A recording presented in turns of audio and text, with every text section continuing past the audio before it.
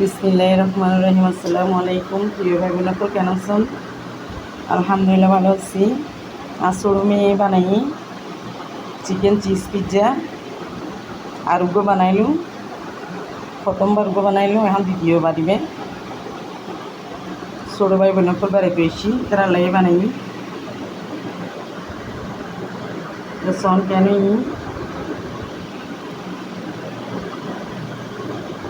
এবার গরু গুস্ত দিয়ে বানাই। চিকেনও দিই, চিকেন সামান্য দিই, গরু গুস্ত কিন্তু বেশি দিই। ভিতরে দিই গরু গুস্ত বেশি, উর্দু সামান্য শুধু চিকেন দিয়ে।